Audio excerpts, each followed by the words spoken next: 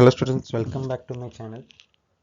Okay, இந்த வீடியோல நம்ம என்ன பார்க்க போறோம் அப்படின்னா நம்ம ஆல்ரெடி ஹாப்பி லேர்னிங் அப்படின்னு ஒரு சீரிஸ் ஸ்டார்ட் பண்ணியிருந்தோம். கனெக்ஷன் சீரிஸ் அப்படின்னு சொல்லிட்டு, அதாவது வெர்காப்ஸ் வந்து படிக்கிறது கொஞ்சம் கஷ்டமாக இருக்கனால அதை வந்து ஏதாவது ஒரு இமேஜஸ் வச்சு கனெக்ட் பண்ணி படிச்சுட்டு இருக்கோம். இதுக்கு முன்னாடி வந்து இந்த சீரிஸில் 2 வீடியோ போட்டிருக்கோம். அந்த வீடியோ பார்க்கல அப்படின்னா நீங்கள் பார்த்துக்கோங்க. ஓகே, இதுக்கு முன்னாடி ஃபஸ்ட்டு 2 சீரீஸ்லையுமே வந்து நம்ம ஒன் வேர்ட் சப்ஸ்டியூஷன் எவ்வளோ பார்த்தோம் அப்படின்னா ஒரு 10 பார்த்துருக்கோம். அதை ஒன்ஸ் ரிவிஷன் பண்ணிட்டு நம்ம அடுத்தது போய்க்கலாம். ஃபர்ஸ்ட் இது philanthropist. philanthropist அப்படின்னா என்ன பார்த்தோம்? a person who loves all mankind. Okay, எல்லாரையுமே நேசிக்கக்கூடியவங்களை தான் நம்ம என்ன சொல்லுவோம் அப்படின்னா philanthropist அப்படின்னு சொல்லுவோம். loves all mankind. அடுத்தது epitaph. இதுக்கு என்ன ஞாபகம்? தாஜ்மஹால் வச்சு சொன்னது ஞாபகம் இருக்கா? ஓகே, epitaph அப்படின்னா ஒருத்தவங்களோட சமாதியில் இருக்கக்கூடிய இன்ஸ்கிரிப்ஷன், அவங்கள பற்றி சொல்லக்கூடிய ஒரு கல்வெட்டு அப்படிங்கிற மாதிரி இன்ஸ்கிரிப்ஷன். அடுத்தது அப்சலீட். அப்சலீட் அப்படின்னா அதனால எந்த யூஸும் இல்லை அப்படின்னு சொல்லி நம்ம அந்த கப்பெல்லாம் பார்த்தோம். கப்போட அந்த ஹேண்டில் வந்து உள்ளே இருக்க மாதிரி பார்த்தோம். ஓகே, நோ யூஸ், இதனால எந்த யூஸும் இல்லை அப்படிங்கிறது. இல்லெஜிபிள் அப்படின்னா டாக்டரோட ஹேண்ட் ரைட்டிங் பார்த்தோமா, ஹேண்ட் ரைட்டிங் யாருக்குமே புரியாது. அதுக்கப்புறம் நம்ம வரலாற்றில் கிடைக்கக்கூடிய ஒரு சில எழுத்துக்கள் வந்து நம்ம இன்னும் டெசிபர் பண்ணல, அதோட மீனிங் என்ன நமக்கு தெரியாது. Okay, handwriting unreadable. அடுத்தது இன்எவிட்டபிள். ஓகே, இன்எவிட்டபிள் அப்படின்னா இதை வந்து அவாய்ட் பண்ண முடியாது அப்படின்னு வந்து தோனி பேட்டிங் பண்ணுறாரு அப்படின்னா அவங்க யார் போட்டாலும் அந்த இடத்துல 6 அப்படிங்கிறத அவாய்ட் பண்ண முடியாது அப்படின்ற மாதிரி நம்ம ப்ரெடிக்ட் பண்ணலாம். முன்னாடி இதுதான் நடக்க போகுது, மேக்ஸிமம் பாசிபிலிட்டியை சொல்கிறது. இன்எவிட்டபிள்னா இது தவிர்க்க முடியாத விஷயம், இதுதான் நடக்க போகுது அப்படின்னு நம்ம சொன்னோம் அப்படின்னா அது இன்எவிட்டபிள். அடுத்தது ஏவியரி அப்படின்னா அந்த பேர்டை வச்சோமா, ஒரு பேர்டை வந்து ஒரு குறிப்பிட்ட பிளேஸ்க்குள்ளே அடைச்சி வச்சோம் அப்படின்னா அது வந்து ஏவியரி அப்படின்னு சொல்லுவாங்க. ஏ பேர்ட் இன் அ கன்ஃபைன்டு பிளேஸ். அடுத்தது கண்டெம்பரரி அப்படின்னா விஜய், அஜித், ரஜினி, கமல் அவங்கள வந்து பார்த்தோம், ஒரே காலகட்டத்தை சேர்ந்தவங்க, சேம் டைம். கண்டெம்பரரி அப்படின்னா சேம் டைம். அடுத்தது ஸ்டாய்க் அப்படின்னா அமரன் படத்தில் இருக்கக்கூடிய சாய் பல்லவி, அவங்க பெயின் வந்து அவங்களுக்கு எவ்வளோ பெயின் இருந்தாலும் அதை கண்ட்ரோல் பண்ணிட்டு வெளியே காட்டாமல் இருந்திருப்பாங்க, அந்த மாதிரி இருக்கவங்கள ஸ்டாய்க் அப்படின்னு சொல்லுவோம். ஏத்திஸ்ட் அப்படின்னா கமல்ஹாசன் அவர்களோட அந்த ஒரு டயலாக் ஒன்று பார்த்துருப்போம், கடவுள் இருக்கார் அப்படிங்கிற நம்பிக்கை இல்லை அப்படிங்கிற மாதிரி இருக்கும். இப்போ கடவுள் மேலே நம்பிக்கை இல்லாதவங்களை வந்து எக்ஸிஸ்டன்ஸ் ஆஃப் காட், இதில் நம்பிக்கை இல்லை அப்படின்னா நோ எக்ஸிஸ்டன்ஸ் ஆஃப் காட் அப்படின்னு சொல்கிறவங்கள ஏத்திஸ்ட் அப்படின்னு சொல்லுவாங்க. அடுத்தது கார்ட்டோகிராஃபர் அப்படிங்கிறவங்க மேப்பை வந்து ட்ரா பண்ணுறவங்க, கிரியேட் பண்ணுறவங்கள கார்ட்டோகிராஃபர் அப்படின்னு சொல்லி பார்த்தோம். ஓகே, இந்த 10 ஒன் வேர்ட் சப்ஸ்டியூஷன் அப்படிங்கிறத பார்த்தோம். இப்போ இந்த வீடியோலையும் வந்து நம்ம என்ன பண்ண போகிறோம்னா ஒன் வேர்ட் சப்ஸ்டியூஷன் மட்டும்தான் பார்க்க போகிறோம். அதே மாதிரி 10 ஒன் வேர்ட் சப்ஸ்டியூஷன் பார்க்கலாம். ஓகே, முன்னாடி பார்த்ததை விட இப்போ கொஞ்சம் ஒரு சில ஃபார்மேட் சேஞ்ச் பண்ணியிருக்கேன். முன்னாடியை விட இது பெட்டராக இருக்கா இல்லை ஃபஸ்ட் இருக்கிறதே ஓகேவா இருக்கான்னு சொல்லி நீங்கள் கமெண்ட்டில் சொல்லுங்கள். ஓகேவா? இப்போ இந்த ஃபஸ்ட் இமேஜ் பாருங்கள். இதில் எப்படி இருக்குது, ஒரு பர்சன் வந்து ஒரு குறுகிய இடத்துல மாட்டிகிட்டு இருக்க மாதிரி இருக்குது. A extreme fear of being in a small confined place. ஒரு குறிப்பிட்ட இடத்துல மாட்டிக்கிட்டு அதுக்காக பயப்படுற அந்த விஷயத்தை என்ன சொல்லுவாங்க அப்படின்னா கிளஸ்ட்ரோஃபோபியா அப்படின்னு சொல்லுவாங்க. ஃபோபியா அப்படின்னாலே ஏதாவது ஒரு பயத்தை சம்மந்தது தான்.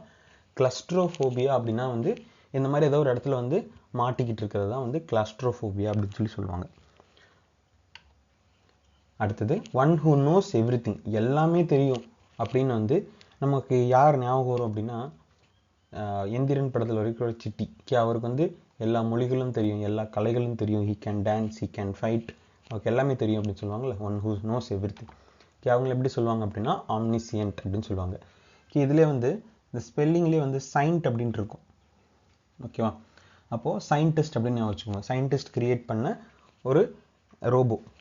One who knows everything அப்படின்னா ON அப்படின்னா ஒன் சயின்டிஸ்ட். சயின்டிஸ்ட் கிரியேட் பண்ண அந்த ஒரு விஷயம் என்னது, சிட்டி. சிட்டிக்கு வந்து எல்லாமே தெரியும், one who knows every thing. அடுத்தது a solution for all difficulties or diseases. Okay, உங்களுக்கு நிறைய பிரச்சனை இருக்குது, அந்த பிரச்சனைலாம் சரி பண்ணுறதுக்கு என்ன வேணும் அப்படின்னு சொன்னால் என்ன சொல்லுவீங்க? எல்லாரோட பதிலும் என்னவாக தான் இருக்கும் அப்படின்னா பணம். பணம் இருந்தால் நான் என்னோடய பிரச்சனைலாம் சரி பண்ணிடுவோம் அப்படின்னு சொல்லுவாங்க. ஓகே, அப்போது இதுக்கு வந்து பெனாஷியா அப்படின்னு சொல்லுவாங்க. அதுலேயே வந்து பணம் அப்படின்னு ஞாபகம் வச்சுக்கோங்க. பெனானா பணம். ஓகே, பெனாஷியா அப்படின்னா சொல்யூஷன் ஃபார் ஆல் டிஃபிகல்ட்டிஸ். பணம் இருந்தது அப்படின்னா எந்த பிரச்சனையாக இருந்தாலும் சரி பண்ண முடியும், எக்ஸாம்பிளுக்காக தான். அடுத்தது a person who knows and able to use several languages. இப்போ முன்னாடி தான் பார்த்தோம் சிட்டியோட கேப்பபிலிட்டி என்னது, அவரோட எல்லா மொழிகளும் பேச முடியும் அப்படின்னு சொல்லி பார்த்தோம். அப்போ இதுக்கும் அவரே நம்ம ஞாபகம் வச்சுக்கலாம். அவரால் வந்து எல்லா மொழிகளும் பேச முடியும். பாலிகிளாட். ஓகே, பாலி அப்படின்னாலே நிறையா அப்படின்னு அர்த்தம். இப்போ பாலிகிளாட் அப்படின்னா பாலிங்கும் போது அவருக்கு வந்து எல்லா மொழிகளும் தெரியும், எல்லா கலைகளும் தெரியும். இது ரெண்டு நம்ம ஞாபகம் வச்சுக்கலாம். பாலிகிளாட், ஆம்னிஷியன்ட் ரெண்டுமே வந்து நம்ம கம்பேர் பண்ணிக்கலாம். ஆம்னிஷியன்ட் அப்படின்னா one who knows everything. Polyglot அப்படின்னா அவருக்கு வந்து நிறைய லாங்குவேஜஸ் தெரியும், அதை யூஸ் பண்ணவும் தெரியும். அடுத்தது இந்த இமேஜ் பாருங்க. பாபர், ஹுமாயூன், ஷெர்ஷா, பைரம் கான், அக்பர், ஜஹாங்கீர். இந்த ஆர்டராக நம்ம சொல்லியிருக்கோம். இது ஹிஸ்ட்ரியில் இருக்கக்கூடிய ஒரு பர்சன்ஸை நம்ம ஆர்டராக சொல்லியிருக்கோம். இப்போ இந்த arrangement of events or dates இந்த ஆர்டராக வந்து அரேஞ்ச் பண்ணுறது. இப்போ ஃபஸ்ட்டு 1526 பாபர் வந்து பானிபட் போரில் ஜெயிச்சு இந்தியாவில் வந்து முகல் எம்பரரை ஸ்டார்ட் பண்ணுறாரு. அவருக்கு அடுத்து அவரோட சன் ஹுமாயூன் வராரு. அதுக்கடுத்து ஹுமாயூனை தோக்கடிச்சுட்டு ஷெர்ஷா வராரு. இந்த மாதிரி ஆர்டராக நம்ம சொல்கிறோம்ல, இயரை பேஸ் பண்ணி ஒரு ஈவெண்ட்டை பேஸ் பண்ணி நம்ம ஆர்டராக சொன்னோம் அப்படின்னா அது வந்து குரோனாலஜி அப்படின்னு சொல்லுவோம். ஓகே, குரோனாலஜிக்கல் ஆர்டர் அப்படின்னா ஒரு ஈவெண்ட்டையோ டேட்டையோ வந்து ஆர்டராக சொல்கிறது. அடுத்தது எ ஸ்பீச் ஆர் ப்ரெசன்டேஷன் மேடு வித்தவுட் ப்ரிப்பரேஷன். ஓகே, ப்ரிப்பரேஷனே இல்லாமல் ஒரு ஸ்பீச் நம்ம பேசணும் அப்படின்னா அது எப்படி இருக்கும்? இந்த காமெடி எல்லாருக்குமே நான் அவருக்கு நினைக்கிறேன்.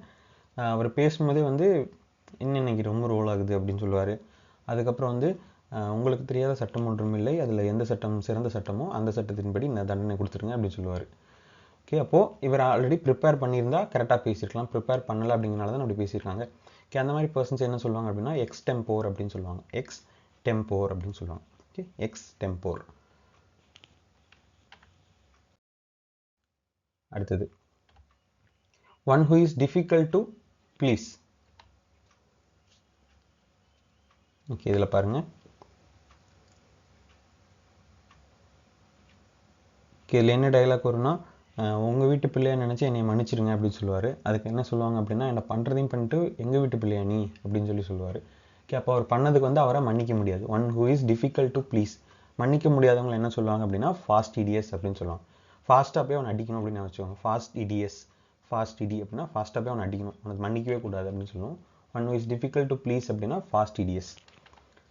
அடுத்தது an imaginary society where everything is perfect, everyone is happy. Okay, Anniyan படத்தில் வரக்கூடிய இந்த அம்பி கேரக்டர் அவர் என்ன சொல்லுவார்னா எல்லாமே பர்ஃபெக்டாக இருக்கணும், எல்லாருமே கரெக்டாக இருக்கணும், அப்போ தான் எல்லோரும் ஹாப்பியாக இருக்கணும் அப்படின்னு சொல்லுவாரா. ஓகே, அது வந்து ஒரு இமேஜினரி சொசைட்டி. அந்த மாதிரி எல்லாருமே பர்ஃபெக்டாகவும் எல்லாருமே ஹாப்பியாகவும் இருக்க முடியாது. அப்படி இருந்ததுன்னா அது பேர் வந்து யுட்டோப்பியா அப்படின்னு சொல்லுவாங்க. சொசைட்டியில் எல்லாருமே பர்ஃபெக்டாக இருக்காங்க, எல்லாருமே ஹாப்பியாக இருக்காங்க அப்படின்னா யுட்டோப்பியா அப்படிங்கிறத சொல்லுவாங்க. ஓகே, அப்படி பர்ஃபெக்டாக இருந்தால் இதை விட்டு வைப்பியா அப்படின்னு ஞாபகம் வச்சுக்கோங்க. ஓகே, அப்படி பர்ஃபெக்டாக இருந்தால் யாராவது விட்டு வைப்பாங்களா? விட்டு வைப்பியா. ஓகே, யுட்டோப்பியா அப்படின்னு சொல்லுவாங்க. அடுத்தது மேலே இருக்க வீடியோ பாருங்கள்.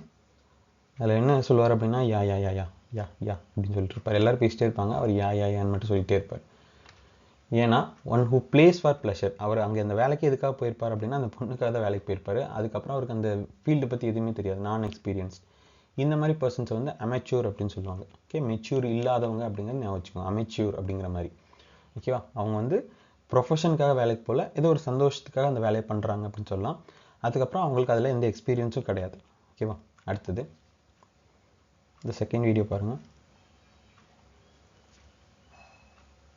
ஓகே, மேலே இருக்கிறதுக்கும் கீழே இருக்கிறதுக்கும் அப்படியே ஆப்போசிட். மேலே இருக்கிறது நான் ப்ரொஃபஷன் அப்படின்னா இது பக்கா ப்ரொஃபஷனலாக இருக்கிறது. இல்லைனா able to use left hand and right hand equally well. Left ஹேண்டும் ரைட் ஹேண்டும் ஒரே நேரத்தில் ஈக்குவலாக யூஸ் பண்ண முடிஞ்சுது அப்படின்னா அவங்கள வந்து ஆம்பிட் எக்ஸ்டோரஸ் அப்படின்னு சொல்லுவாங்க. ஓகேவா, இந்த வேர்டை ஞாபகம் வச்சுக்கிறதுக்கு இதை அப்படியே பிரிச்சுக்கலாம். Okay, I am bit extraordinary. மற்றவங்களோட நான் ரொம்பவே எக்ஸ்ட்ராடினரி அப்படின்னு வச்சுக்கோங்க. ஓகேவா, அது சேர்த்தோன்னா ஆம்பிட் எக்ஸ்டோரஸ் அப்படின்னு வரும். ஓகே, ஆம்பிட் எக்ஸ்ட்ராடினரி அப்படின்னு சொல்லி. ஓகே, அப்போ இதில் நம்ம என்னென்ன வேர்ட்ஸ் பார்த்துருக்கோம் அப்படின்னா ஃபஸ்ட்டு கிளஸ்ட்ரோஃபோபியானா ஒரு குறிப்பிட்ட இடத்துல மாட்டிட்டு அதுக்கு பயப்படுறது. அடுத்தது ஆம்னிஷியன்ட் அப்படின்னா Chitti, one who knows everything. Panacea அப்படின்னா பணம், சொல்யூஷன் ஃபார் ஆல் டிஃபிகல்ட்டிஸ். அடுத்தது பாலிகிளாட் அப்படின்னு சொல்லி. பாலிகிளாட் அப்படின்னா நிறையா லாங்குவேஜஸ் தெரியணும், அதை யூஸ் பண்ணவும் தெரியணும். அடுத்தது குரோனாலஜி அப்படின்னா ஒரு ஹிஸ்டாரிக்கல் ஈவெண்ட்ஸை வந்து ஆர்டராக சொல்கிறது. எக்ஸ்டெம்போர் அப்படின்னா வந்து ஒரு ப்ரெசன்டேஷனுக்கு ப்ரிப்பேர் பண்ணாமல் போகிறது. அடுத்தது ஃபாஸ்டிடியஸ் அப்படின்னா அவங்கள வந்து மன்னிக்கவே முடியாது, ஃபாஸ்ட்டாக போய் அவங்களை அடிக்கணும். அடுத்தது யுட்டோப்பியானா விட்டோப்பியா அப்படின்னு சொல்லி பார்த்தோம். ஒரு சொசைட்டி எல்லாருமே பர்ஃபெக்டாக இருப்பாங்க, எல்லாருமே ஹாப்பியாகவும் இருப்பாங்க. அடுத்தது அமெச்சூர் அப்படின்னா அவங்களுக்கு எக்ஸ்பீரியன்ஸ் இல்லாமல் இருக்கும். ஆம்பிட் எக்ஸ்டோரஸ் அப்படின்னா வந்து அவங்களுக்கு எக்ஸ்பீரியன்ஸ் நிறையா இருக்கும், அவங்களால லெஃப்ட் ஹேண்ட் ரைட் ஹேண்ட் ரெண்டையுமே ஒரே நேரத்தில் யூஸ் பண்ண முடியும் அப்படின்னு சொல்லி இருக்கும். ஓகேவா, இதெல்லாம் தான். ஓகே, இந்த வீடியோ பிடிச்சிருந்து அப்படின்னா லைக் பண்ணிக்கோங்க. இதுக்கு முன்னாடி சீரிஸ் பார்க்கல அப்படின்னாலும் அதை பார்த்துக்கோங்க. ஓகே, தேங்க்யூ ஃபார் வாட்சிங். Thank you so much.